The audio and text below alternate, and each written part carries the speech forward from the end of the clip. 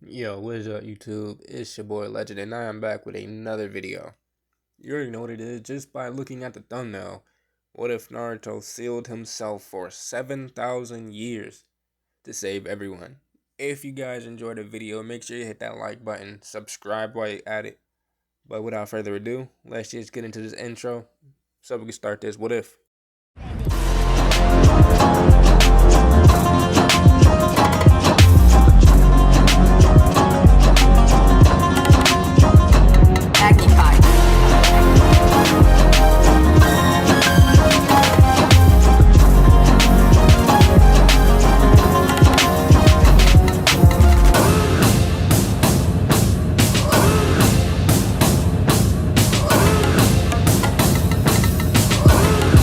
They hate us, and we deserve it. The war room inside the Fire Nation Palace was dim, lit only by the flickering orange hue of paper lanterns hanging from the ceiling like floating embers. The air was heavy, not with heat but with silence. The table at the center of the room was wide enough to seat 10 people, but only held 8. Zuko at the head of it, eyes cast downward in a stormy, quiet turmoil. The rest sat in a crescent around him. Katara, Toph, Sokka, Aang, Mai, Ty Lee, and Suki, all exchanging uncertain glances, waiting for someone to speak. Zuko hadn't said a word since he entered the room. His golden eyes, once like twin suns, were dim now, smothered in shadow. He hadn't even acknowledged their greetings. Not with a nod, not with a grunt.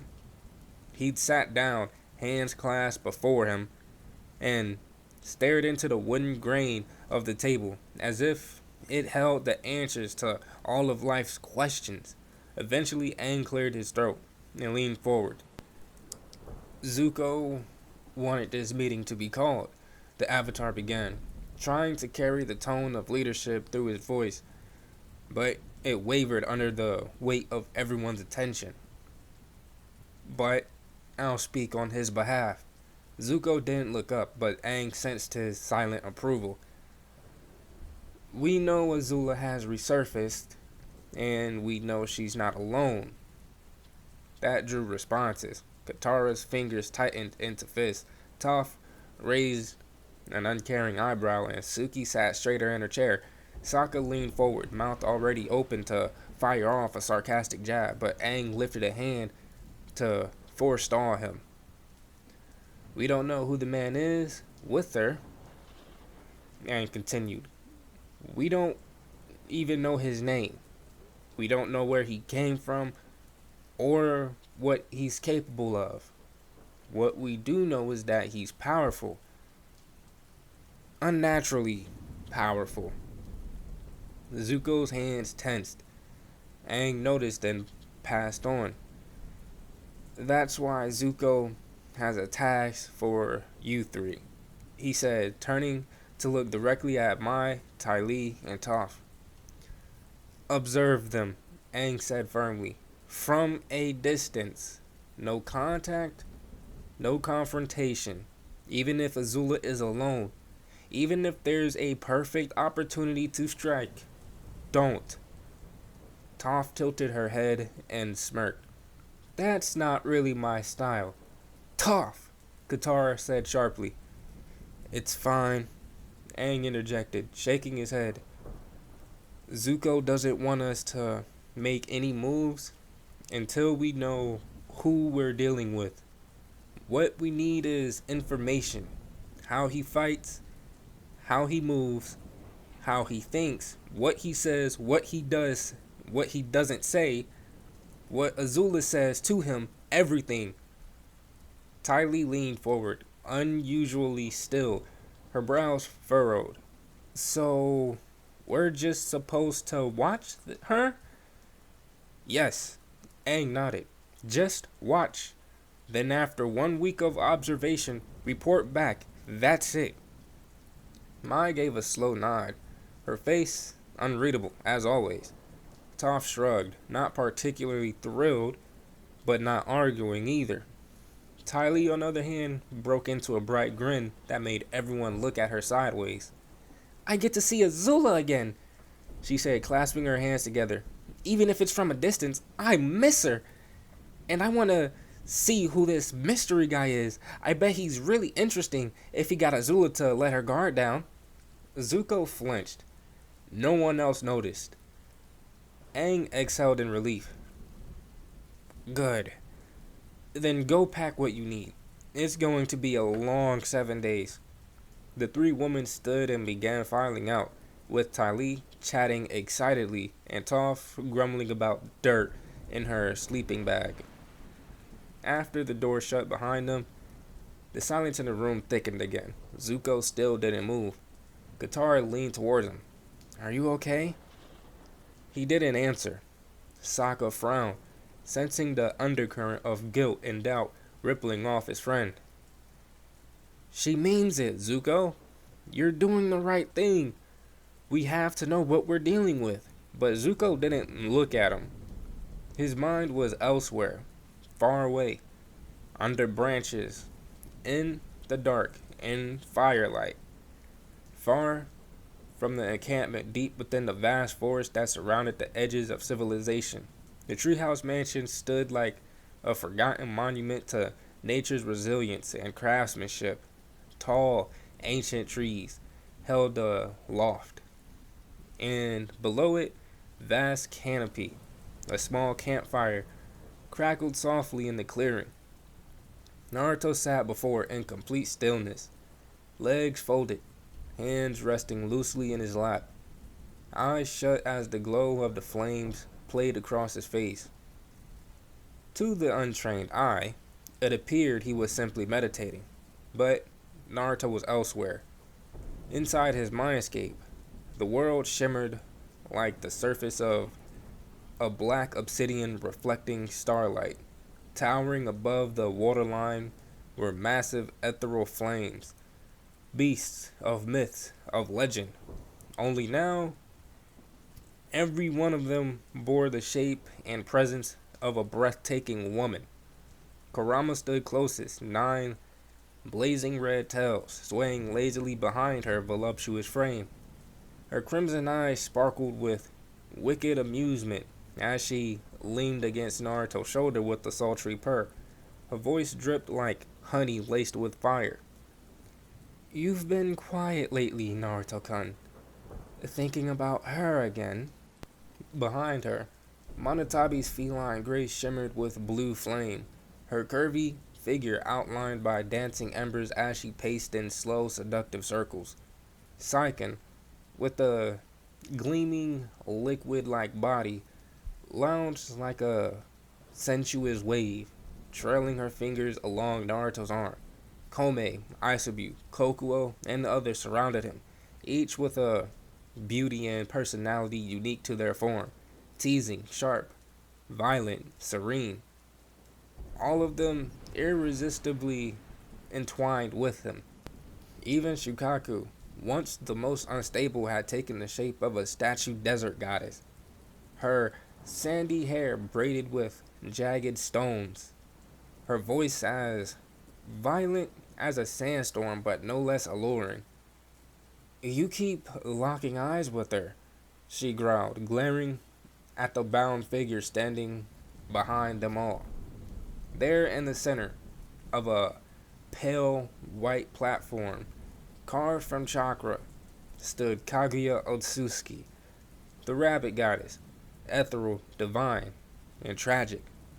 Stood silent, her wrists free, yet her movements restrained by the burning seal across her chest. A choker of black obsidian ringed her throat, laced with the symbol of Naruto's ownership. Her alabaster skin seemed to glow beneath the seal's faint light, and her moon-white eyes watched Naruto with a blend of scorn and quiet sorrow. She was no longer a world-ending threat. She was his prisoner now, and yet Naruto felt no pride in it. He stared at her, lips slightly parted, emotion welling in the silence. The other Biju spoke around him, whispered, joked, tempted, but none of them drew his attention like Kaguya. He hated that it had come to this, but She had left him no choice. Her power was too great, her madness too vast. But somewhere in her quiet gaze, he saw what the world never had, the echo of a woman who had once loved her children, who had once beloved in something beyond destruction. He looked away, and with that glance downward, memory surged forward like waves crashing against stone. The faces came first. Saratobi, lying to him year after year, always with that gentle voice and grandfatherly smile, telling him his parents were heroes, but never their names, never the truth. The cold eyes of villagers, their whispers, their avoidance, the empty years of loneliness. Then Iruka, the first man who treated him like a human being, who stepped in front of a kunai to save him, who bled to protect him. Then Sasuke. How strange that they had grown close, that they had become brothers after the academy when Naruto saved Iruka and began to rise through the ranks. Then came betrayal. The valley, the water, the endless rain. Sasuke's eyes were cold, broken, filled with revenge. Naruto had fought harder than he had ever fought before, screaming until his throat was raw, begging him to come home. But Sasuke hadn't listened. That mission, the Sasuke retrieval mission, was etched into his soul. Shikamaru's torn body barely dragging itself back to the leaf. Choji, still poisoned. Neji, his blood soaking the earth. Kiba howling in pain. Lee pushing through broken bones. Gaara saving them. Tamari and Kankuro fighting side by side. They had all nearly died. And for what? Naruto clutched that memory to his chest like a precious stone. It was their sacrifice, their willingness to bleed for one another, that had forged his respect for them, not as shinobi, but as family. A voice pierced the edge of his mindscape, soft and questioning. Naruto, Azula's voice. He opened his eyes. She was sitting across from the fire, legs crossed, chin in hand, golden eyes reflecting the flames. Her expression was unreadable, but her tone was genuine. What were you thinking about just now? Naruto stared at her for a minute, then leaned back on his palms, the fire's heat warming his skin as the memory settled back into his heart. I was thinking about my friends, he said quietly, back when I was still part of the Hidden Leaf, before everything broke apart. Azula said nothing, but her gaze lingered. He took a deep breath.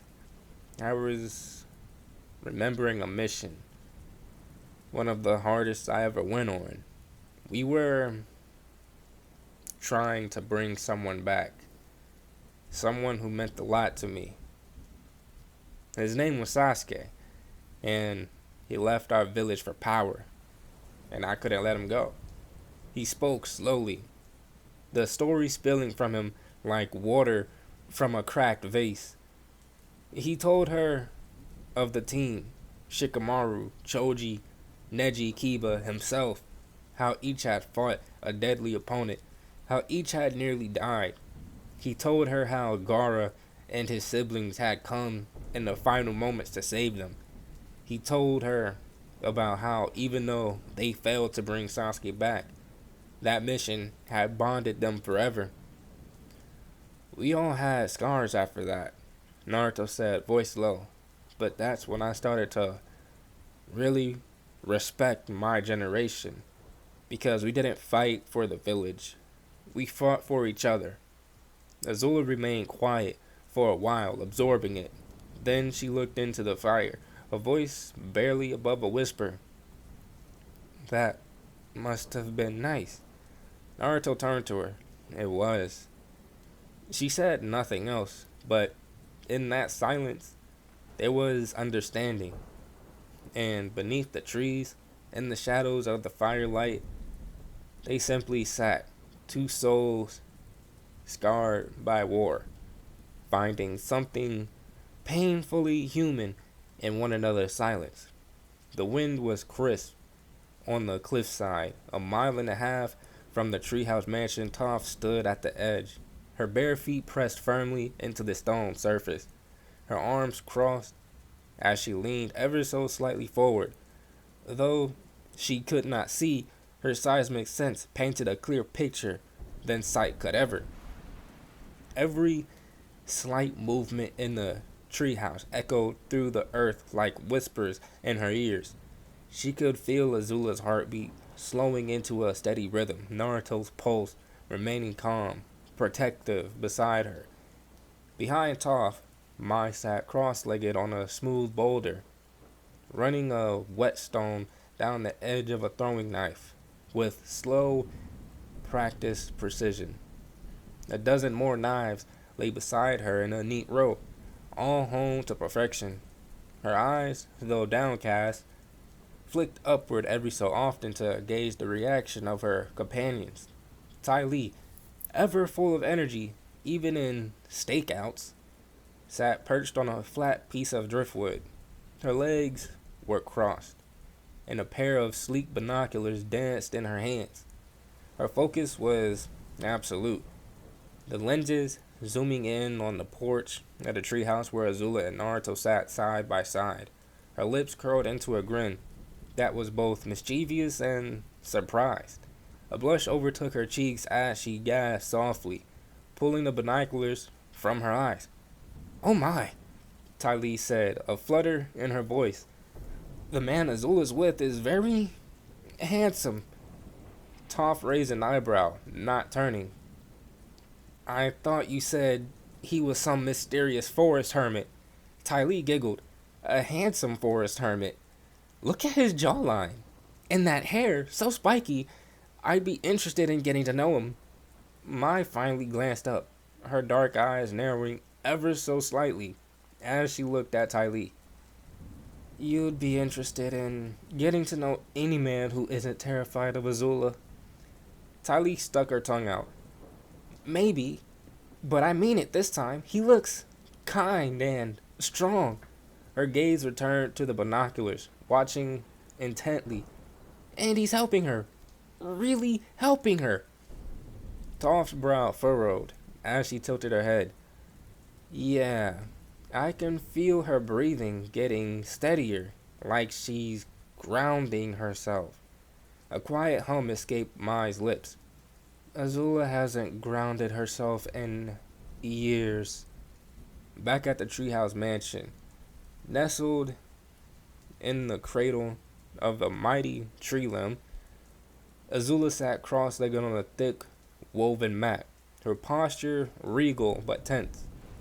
Her hands rested on her knees, her back rigid, her eyes closed, and a faint tremble rolled through her frame as she breathed through her nose, then out through her mouth, struggling to push down the familiar storm rising inside of her. Naruto sat beside her, close enough for their shoulders to brush if she swayed. His eyes were golden with the circular toad-like markings of sage mode. His perception heightened to a spiritual frequency. He watched her, not physically, but spiritually. Every surge in her chi, every crack in her composure, every breath was a ripple in the world he now attuned himself to. Gently, he placed a hand on her shoulder. A pulse of warm, comforting sage chakra flowed from his fingers and into her. It entered her like a whisper, soft and steady, brushing aside the icy claws of her past, the memories that clung like cobwebs to her soul. As the chakra settled inside her, she exhaled slowly, shaky breath. Her shoulders sank just a little. "You're doing good," Naruto said, his voice low and steady. "Keep going." "I can't forget," Azula whispered. "You're not supposed to." His thumb gently rubbed her shoulder. "But you don't have to carry the pain alone." Silence stretched between them for a while. The breeze tickled the wooden wind chimes above them. A blue bird landed nearby and chirped once before floating away. I still hear her, Azula admitted. My mother, in my head, telling me I was broken, that I was a monster. She didn't say that, Naruto murmured. She didn't have to. Another small surge of sage chakra passed into her. Azula blinked against the sting behind her eyes. She tightened her hands into fists on her knees and dug her fingers into the fabric of her pants. I'm not broken, she said, barely above a whisper. Nope, Naruto agreed. You're healing. Azula's eyes finally opened. The storm inside had stilled. Her breathing was slow, calm, and for the first time in years, peaceful. A flicker of something sparkled in her golden eyes. It was fragile but powerful. It was hope. And then, with a sudden burst of movement, she launched herself into Naruto. He gave a surprised grunt as his back hit the wooden deck, but his arms instinctively came up to catch her. Azula clung to him tightly, burying her face into his neck, her body trembling with gratitude and something she couldn't yet name. Thank you, she whispered fiercely. You stayed. You didn't run. Naruto's hand moved to stroke her back in soothing circles. Of course I didn't. I told you, I've seen darkness before. Yours doesn't scare me. The silence fell again, filled with the sound of wind and the distant call of birds. Then Azula slowly pulled back, her eyes wet but blazing. I want to show you something, she said, her voice low with urgency. Naruto sat up as she stepped away and moved to the clearing beside the porch. With a deep breath, Azula took a stance. Her feet anchored themselves firmly into the earth, her fists balled at her sides. She closed her eyes and summoned her fire. For a moment there was nothing. Then, whoosh! Flames erupted from her hands, swirling and flickering in wide, controlled arcs. Her movements were elegant and calculated, like a dancer, weaving her fury into poetry. She spun, kicked, unleashed jets of fire that curled like serpents. But it wasn't the color Naruto had expected. They weren't the blue. The fire was a brilliant, steady orange, warm and alive. When she finally finished her routine, she stood panting softly, her hands smoking, her hair tousled by the wind. She looked down at her hands, confusion mingling with awe. My flames, she said. They're different. They're yours, Naruto said as he rose to stand beside her. Not the ones driven by fear or hatred. These came from your heart. Azula looked up at him, searching his face for any trace of mockery, and found none. Do you still think I'm dangerous? She asked. Naruto stepped closer and flicked her forehead. I think you're powerful. Not because of the fire, but because you didn't let it consume you. Far in the distance, 3 pairs of eyes watched everything. Toph tilted her head again, listening with her feet. She just ignited, she said. Big fire moves, but they're not the same. The vibrations are gentler. Mai narrowed her eyes. She's firebending again. I didn't think she would. Ty Lee giggled and leaned in with the binoculars again. Wow, she's really getting good again. And oh wow, he's clapping. I think she hugged him earlier too, Toph added, smirking faintly. Nearly knocked him over. Mai's sharpening slowed slightly. Ty Lee sighed wistfully. He's different. He doesn't flinch when she gets close. That's rare. Toph finally turned around and raised a brow. You're really into this guy, huh? Ty Lee grinned. Can you blame me? Mai tucked another knife into her sleeve. You might want to hold off if Azula likes him. She hasn't claimed him yet, Ty Lee shot back, then paused. Yet, Toph crossed her arms. So, what now? We go back and tell Zuko his sister might actually be healing? Mai stood up and dusted off her clothes. No, we watch, we wait, and we see what this Naruto is really capable of. Ty Lee nodded. And maybe, just maybe, he can do what no one else has. Fix Azula? Toph asked. Nope, Ty Lee whispered with a smile. Understand her. Naruto watched in silence, his hands slowly coming together in applause. A small, honest smile tugged at his lips, but his eyes, so ancient and unreadable, betrayed a deeper emotion. To him, what he had just witnessed was child's play.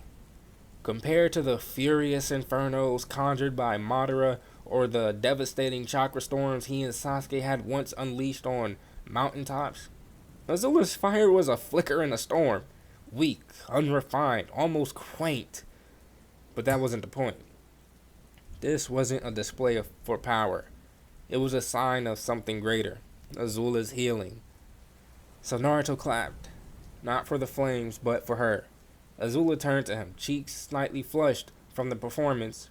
Her gold eyes sparkled, not with pride, but cautious kind of hope. As if daring to believe she'd done something right. He motioned for her to come closer with a gentle tilt of his hand and a crook of his finger. She approached, the firelight still dancing in her hair. As soon as she was close enough, Naruto's hand slid around her waist, pulling her tightly to him.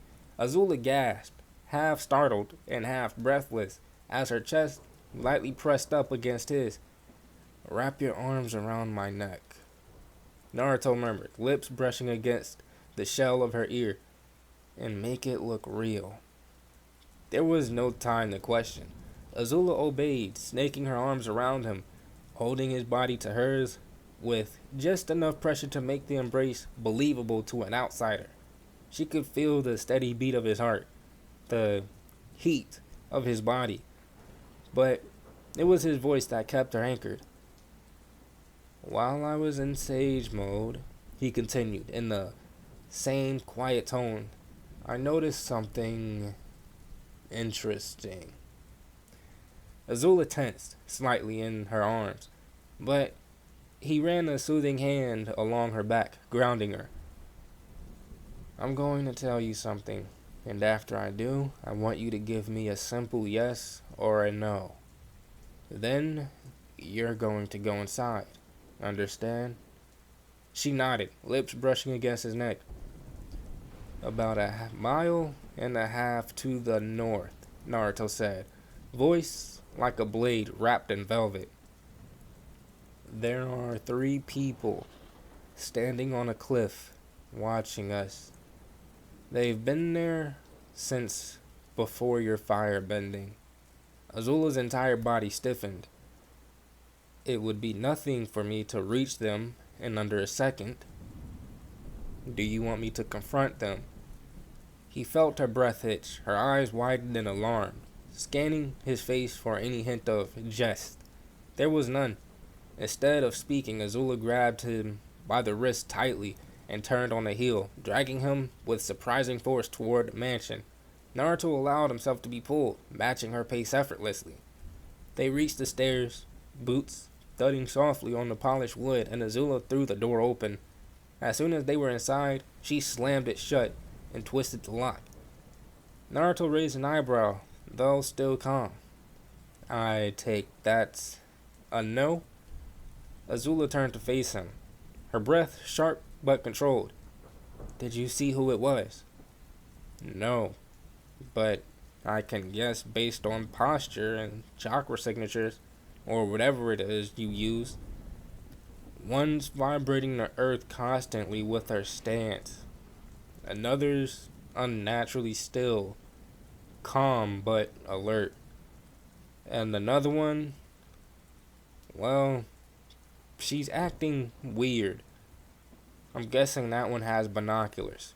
But guys, I'm going to end it off right here. If you guys enjoyed the video, make sure you hit that like button. Subscribe while you're at it.